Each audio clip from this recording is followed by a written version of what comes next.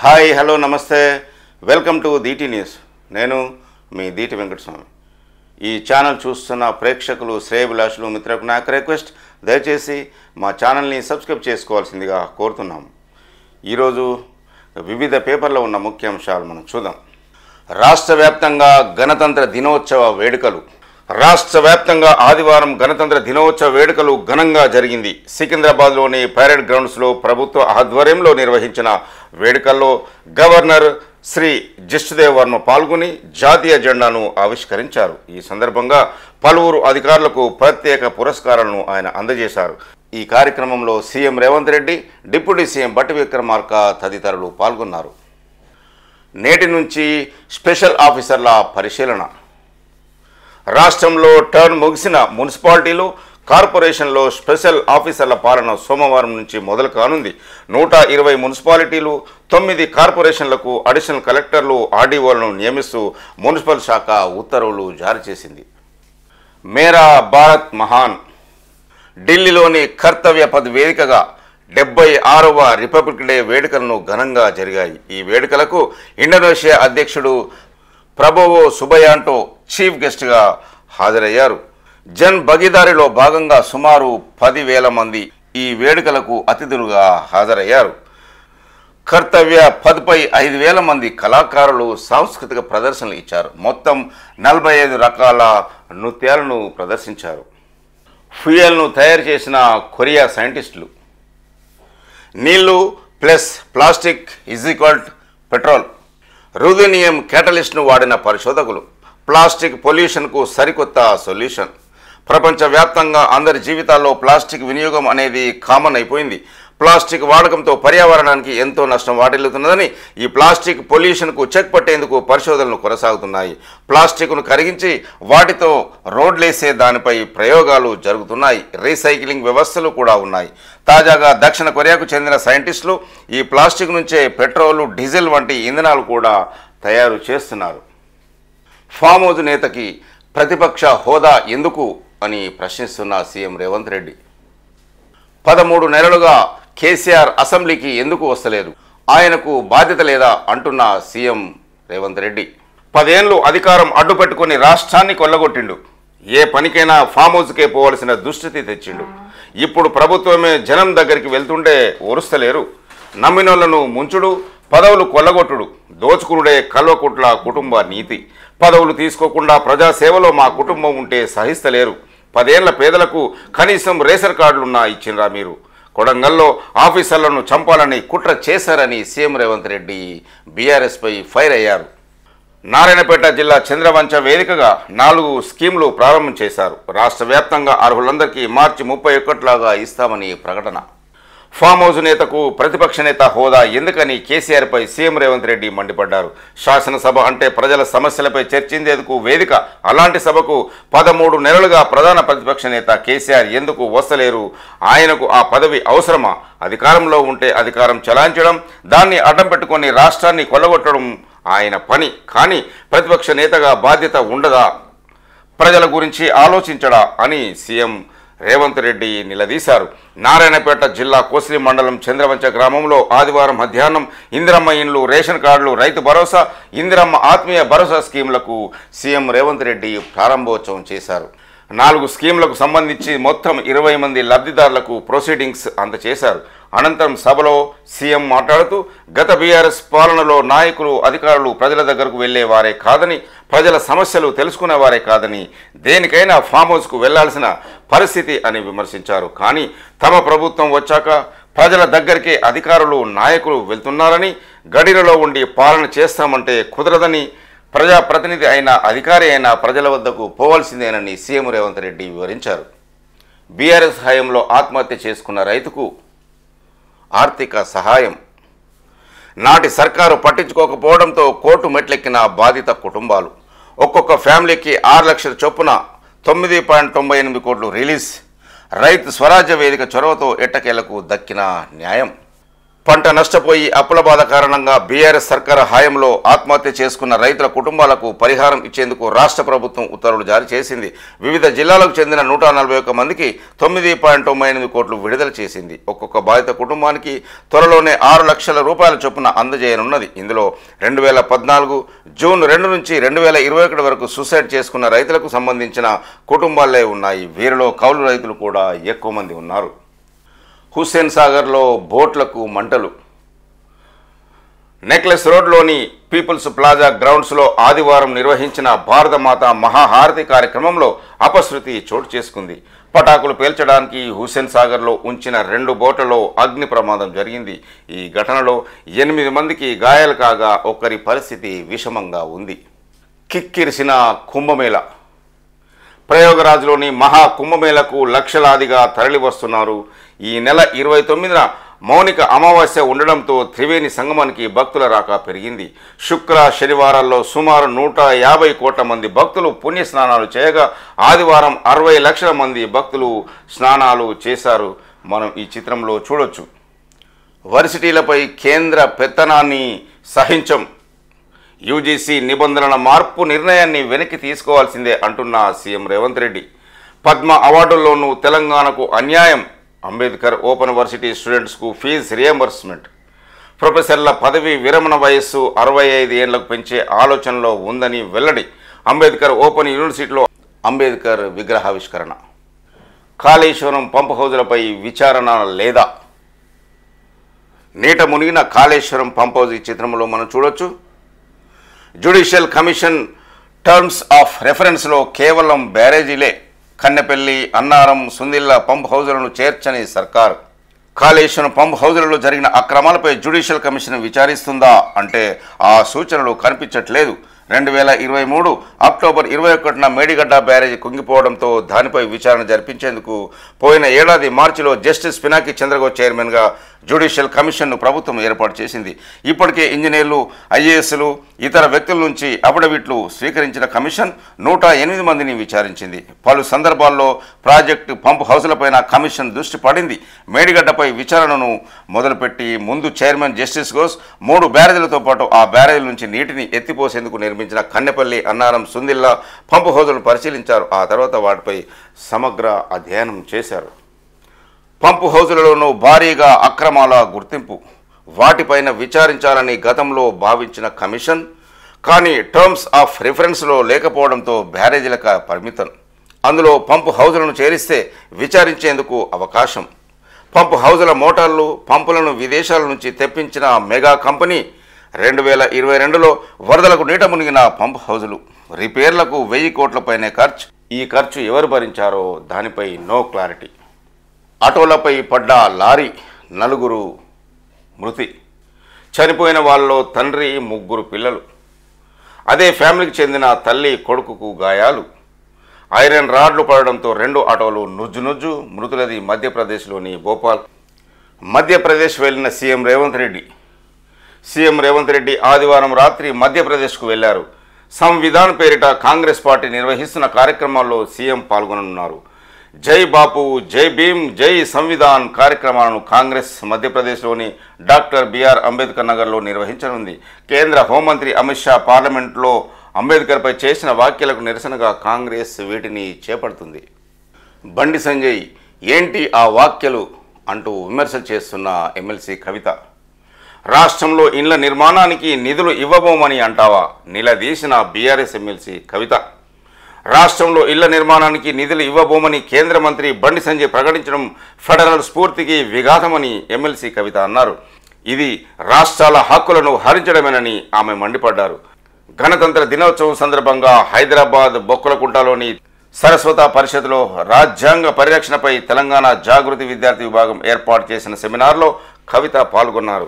రాజ్యాంగ పరిరక్షణ హక్కులను కాపాడడం, పరిపాలనలో పారదర్శకతను పాటించడం, ఆదేశిక సూత్రాలను సమర్థంగా అమలు చేయడం వంటి మొత్తం 19 తీర్మానాలను సెమినార్లో ఆమోదించారు. ఈ సందర్భంగా కవిత మాట్లాడుతూ బాధ్యతాయుతమైన కేంద్ర మంత్రి పదవిలో ఉండి బండి సంజయ్ ఒక్క ఇల్లు కూడా ఇవ్వబోమని అనడం రాజ్యాంగంలో ఉన్న ఫెడరల్ స్ఫూర్తి ఏమైనట్టు అని ప్రశ్నించారు. సంజయ్ వ్యాఖ్యలను తీవ్రంగా ఖండిస్తున్నానని ఎమ్మెల్సీ ప్రకటించారు. ఇక పాకెట్ డైరీలా రాహుల్ గాంధీ రాజ్యాంగాన్ని పట్టుకొని తిరుగుతూ రాజ్యాంగాన్ని కాపాడాలని అంటున్నాడని, ముందు తెలంగాణలో రాజ్యాన్ని కాపాడాలని బండి సంజయ్పై విమర్శలు చేశారు కవిత. టెక్నాలజీకి ప్రపంచ కేంద్రంగా తెలంగాణ అంటున్న గవర్నర్ జిష్ణుదేవ్ వర్మ, ఆ లక్ష్యంతో ముందుకెళ్తున్న ప్రభుత్వం అంటున్న గవర్నర్. దావోస్ ఒప్పందాలతో తెలంగాణ ప్రపంచ దృష్టిని ఆకర్షించిందని గవర్నర్ జిష్ణుదేవ్ వర్మ అన్నారు. తెలంగాణను సాంకేతికత ఆవిష్కరణకు ప్రపంచ కేంద్రంగా మార్చాలని ప్రభుత్వం లక్ష్యంగా పెట్టుకుందన్నారు. ప్రభుత్వ నిరంతర ప్రయత్నాల కారణంగా కృష్ణా వాటర్ ట్రిబ్యునల్ 2 ఇటీవల ఇచ్చిన తీర్పు ఫలితంగా కృష్ణానది జలాల్లో తెలంగాణ తగిన వాటా దక్కుతున్నదని, ఇది రాష్ట్రం సాధించిన ఘన విజయమని పేర్కొన్నారు. 76వ గణతంత్ర వేడుకల్లో భాగంగా గవర్నర్ జిష్ణుదేవ్ వర్మ సికింద్రాబాద్ పెరేడ్ గ్రౌండ్లో జాతీయ జెండాను ఆవిష్కరించారు. అనంతరం ప్రసంగిస్తూ సాంస్కృతిక వారసత్వం, ప్రజాస్వామ్యంలో తెలంగాణ ముందుకు వెళ్తున్నదన్నారు. సమగ్ర కుటుంబ కులగణన సర్వేను ప్రభుత్వం నిర్వహించిందని, ఆ సర్వే ఆధారంగా కొత్త విధానాలను రూపొందిస్తుందని తెలిపారు. తెలంగాణ యువత ఉజ్వల భవిష్యత్తుకు ప్రభుత్వం బాటలు వేస్తున్నదని చెప్పారు. స్కిల్ యూనివర్సిటీ, ఏటీసీలు, Rajiv Gandhi civils Abhayahastam, job calendar వంటివి అమలు చేస్తున్నదని వివరించారు. 4 పథకాలను ఒకేసారి ప్రారంభించుకోవడం సంతోషంగా ఉందన్నారు. రైతు భరోసా, ఇందిరమ్మ ఆత్మీయ భరోసా, రేషన్ కార్డులు, ఇందిరమ్మ ఇండ్ల పథకాలను ప్రజలకు అందిస్తున్నదని చెప్పారు. మెట్రో రైల్ నెట్వర్క్ విస్తరణ, మూసీ నది పునరుజ్జీవన ప్రాజెక్టు, ఎలివేటెడ్ ఎక్స్ప్రెస్ వేలు, రీజనల్ రింగ్ రోడ్ నిర్మాణం, కనెక్టివిటీ రాష్ట్రాన్ని మరొక స్థాయికి తీసుకువెళ్తున్నాయని గవర్నర్ జిష్ణుదేవ్ వర్మ అభినందించారు. ఎవరికి పైసా లంచం ఇవ్వొద్దు అంటున్న రెవెన్యూ శాఖ మంత్రి పొంగులేటి శ్రీనివాసరెడ్డి. పేదల గుమ్మం వద్దకే ప్రభుత్వ పథకాలు అంటున్న మంత్రి. సంక్షేమ పథకాల కోసం ఎవ్వరికీ పైసా లంచం ఇవ్వనక్కర్లేదని, అర్హులైన నిరుపేదలందరికీ గుమ్మం వద్దనే సంక్షేమ పథకాలు వస్తాయని మంత్రి పొంగులేటి శ్రీనివాసరెడ్డి అన్నారు. గ్రామ సభల్లోనే అర్హులను గుర్తించామని, ఎక్కడైనా అనర్హులను ఇందిరమ్మ ఇండ్లు ఇచ్చినట్టు తెలిస్తే వాటిని మధ్యలోనే క్యాన్సిల్ చేస్తామని స్పష్టం చేశారు. కొత్తగా ఎన్ని దరఖాస్తులైనా తీసుకుంటామని, పార్టీలు కులమతాలతో సంబంధం లేకుండా అర్హులందరికీ సంక్షేమ పథకాలు అందిస్తామన్నారు. అర్హులకు రేషన్ కార్డులు ఇవ్వడంతో పాటు త్వరలోనే సన్నబియ్యం పంపిణీ చేస్తామన్నారు. హనుమకొండ జిల్లా హాసనపర్తి మండలం, పెంబర్తి, ధర్మసాగర్ మండలం, కేతంపల్లిలో కొత్తగా అమలు చేస్తున్న స్కీములను మంత్రి పొంగులేటి ఆదివారం ప్రారంభించారు. లబ్ధిదారులకు అలాట్మెంట్ పేర్లను అందజేశారు. మంత్రి కొండా సురేఖ, ఎంపీ కడియం కావ్య, ఎమ్మెల్యేలు కడియం శ్రీహరి, కేఆర్ నాగరాజు, నాయని రాజేందర్ రెడ్డి, కడియం శ్రీహరి పాల్గొన్నారు. ఈ సందర్భంగా మంత్రి మాట్లాడుతూ ఇందిరమ్మ రాజ్యం అంటే దేశానికి రోల్ మోడల్ అని అన్నారు. రాష్ట్రంలో 45,000 కోట్లతో 4 పథకాలను ప్రారంభించామని, అర్హులైన లబ్ధిదారులందరికీ మార్చి 31లోగా సంక్షేమ పథకాలు అందిస్తామని మంత్రి పొంగులేటి శ్రీనివాసరెడ్డి తెలియజేశారు. దేశంలో ఏ ఊరికి వెళ్ళినా ఇందిరమ్మ ఇల్లు కనిపిస్తాయి అంటున్న జగ్గారెడ్డి. ఉనికి కోసమే బండి సంజయ్ ఈ వ్యాఖ్యలు చేశారని జగ్గారెడ్డి ఫైర్. ఈ దేశంలో ఏ మారుమూల గ్రామానికి వెళ్ళినా ఇందిరమ్మ ఇల్లు కనిపిస్తుందని, ఏ అవ్వ తాతను అడిగినా ఇందిరమ్మ ఇళ్లలోనే ఉంటున్నామని సమాధానం చెప్తారని పిసిసి వర్కింగ్ ప్రెసిడెంట్ జగ్గారెడ్డి అన్నారు. ఆదివారం గాంధీ భవన్లో మీడియాతో ఆయన మాట్లాడుతూ తెలంగాణలో బీజేపీకి బలం లేదని, ఆ పార్టీకి గత లోక్సభ ఎన్నికల్లో పొరపాటున 8 ఎంపీ సీట్లు వచ్చాయని ఎద్దేవా చేశారు. ఉనికి కోసమే బండి సంజయ్ రాజకీయ ప్రకటనలు చేస్తున్నారని జగ్గారెడ్డి ఫైర్ అయ్యారు. మీ ఇంట్లో నుంచి డబ్బులు ఇస్తున్నారా అంటూ విమర్శలు చేస్తున్న మంత్రి పొన్నం ప్రభాకర్. ఇందిరమ్మ పేరు పెడితే నిధులు ఎలా ఇవ్వరో చూస్తాం, బండి సంజయ్పై మంత్రి పొన్నం ఫైర్.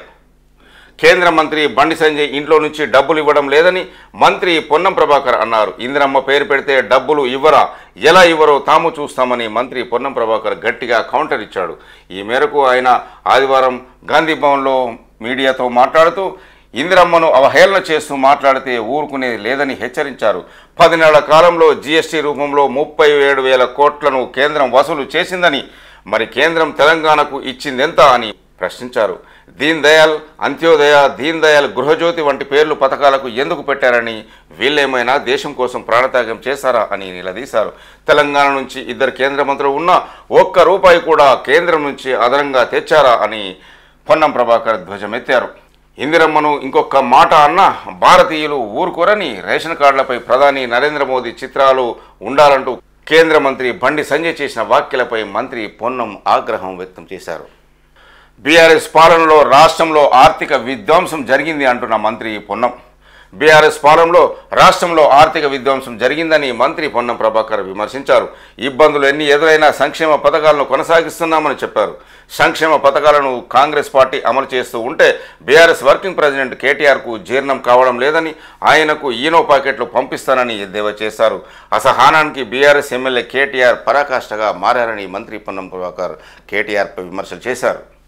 దేశానికి భారతమాత ప్రతీక అంటున్న కేంద్ర మంత్రి కిషన్ రెడ్డి, ఎవరికైనా అమ్మే తొలి గురువు అంటున్న కిషన్ రెడ్డి, అంబేద్కర్ ఆలోచనతో అనుగుణంగా ముందుకు వెళ్తున్న ప్రధాని, ఏడాది పాటు సంవిధాన్ అభియాన్ కార్యక్రమాన్ని నిర్వహిస్తామని వెల్లడి.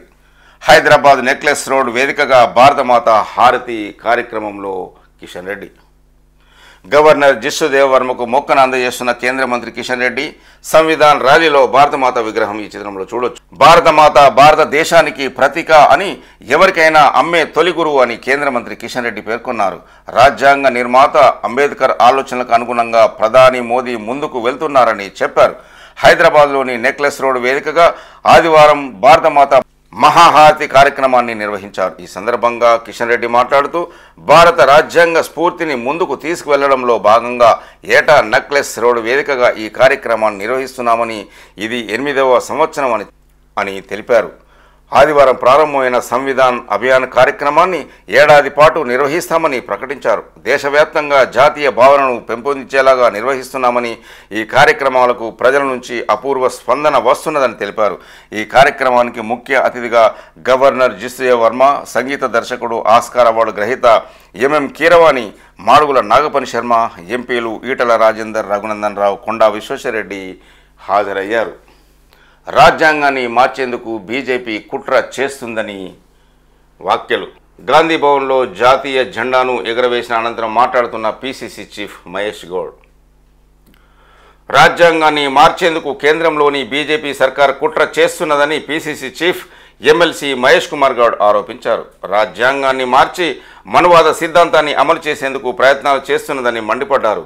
ఆదివారం గాంధీ భవన్లో రిపబ్లిక్ డే వేడుకలు ఘనంగా నిర్వహించారు. ఈ సందర్భంగా మహేష్ కుమార్ గౌడ్ జాతీయ పతాకాన్ని ఆవిష్కరించి మాట్లాడారు.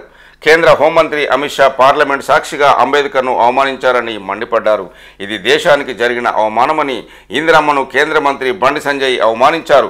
దేశం కోసం ప్రాణాలు అర్పించిన త్యాగశీలి ఇందిరమ్మ అని, మీరు సంజయ్ దేశం కోసం ఏం త్యాగం చేశారని ప్రశ్నించారు. బీఆర్ఎస్ 10 ఏళ్లలో ఒక్క రేషన్ కార్డు ఇవ్వలేదు, ఒక్క ఇల్లు కూడా కట్టలేదు. మా ప్రభుత్వం ఏడాదిలోనే అనేక సంక్షేమ అభివృద్ధి కార్యక్రమాలు చేపట్టింది. రేషన్ కార్డులు, ఇందిరమ్మ ఇండ్లు, ఇందిరమ్మ ఆత్మీయ భరోసా, రైతు భరోసా అమలు చేస్తున్నాం అని పీసీసీ చీఫ్ మహేష్ కుమార్ గౌడ్ తెలియజేశారు.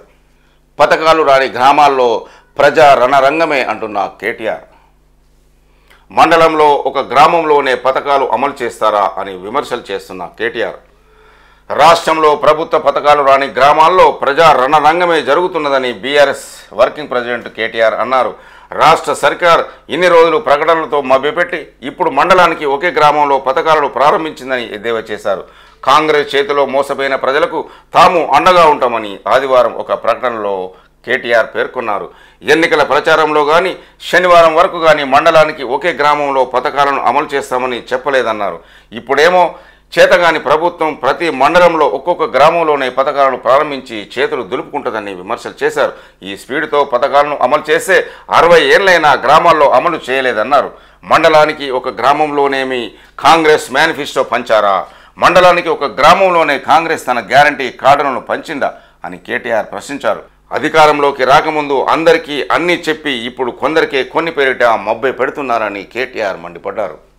పార్టీలకు అతీతంగా పథకాలు అంటున్న గడ్డం ప్రసాద్ అసెంబ్లీ స్పీకర్, రాజకీయ పార్టీలకు అతీతంగా అర్హులైన పేదలకు సంక్షేమ పథకాలు అందిస్తామని అసెంబ్లీ స్పీకర్ గడ్డం ప్రసాద్ కుమార్ తెలిపారు.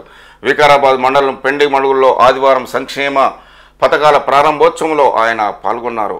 6 గ్యారంటీల్లో నేడు మరొక 4 పథకాలను ప్రారంభిస్తున్నట్టు తెలిపారు.